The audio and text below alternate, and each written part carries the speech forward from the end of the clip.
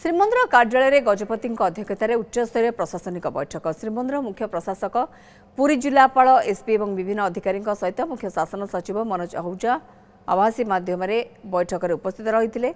आगामी स्नान जात्रा और रथयात्रा किभली श्रृंखलित भाव अनुष्ठित हो पारिबो से विशेष आलोचना होता। छत्तीसगढ़ नियोग द्वारा अनुमोदित स्नान जात्रा और रथयात्रार नीति निर्घंट और व्यवस्थावली को यह बैठक में अनुमोदित करा जायतिला। स्नान जात्रा और रथयात्रार व्यवस्थावली किभली श्रृंखलित भाव कार्यकारी हो पारिबो से गुरुत्व दिया जायतिला।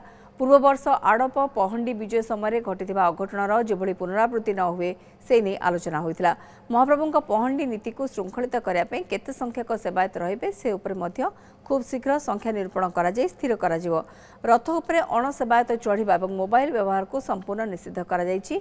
जे के एहाकु उल्लंघन करिबे सेमानक विरुद्ध रे दृढ़ कार्यानुष्ठान नियाजिबो बोली श्रीमंदिर मुख्य प्रशासक कहछन्ते।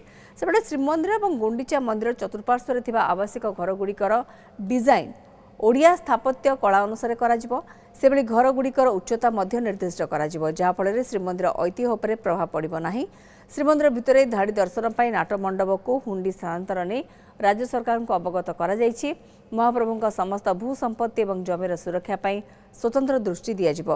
रत्न भंडार मरामती श्रीमंदिर उन्नतीकरण कार्य बैठक में आलोचना होता।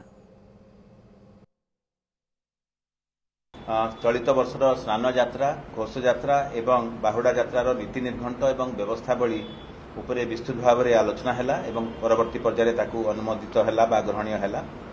चलित वर्षर स्नान यात्रा रथ यात्रा आड़प पहंडी बाहुड़ा यात्रा नीलाद्री विजय पहंडी को श्रृंखलित एवं व्यवस्थित करने गुरुत्व आरोप करते बैठक में समस्ते एवं प्रांजल भाव में आलोचना करा जायतिला। जेहेतु गत वर्ष आड़प मंडप पहंडी जो अघटन होता बड़ ठाकुर तार जमी कौन हिसाब से आम हवा को दबा ना तापर विशेष भाव में आलोचना होता एवं विस्तृत भाव में आलोचना है प्रत्येक रथ पर गोटे पहंडी दल कर निष्पत्ति होती। चलित वर्षर घोष यात्रा कौन अणसेवक जदि रथ उपरे चढ़े कि अनधिकृत भाव में कौन कार्य करेंगे विरुद्ध दृढ़ कार्यानुष्ठान ग्रहण कर देखिए गला बाहुड़ा यात्रा आम निर्दिष्ट भाव में जो मैंने मोबाइल व्यवहारकारी विरुद्ध दृढ़ कार्यानुष्ठान ग्रहण करूँ।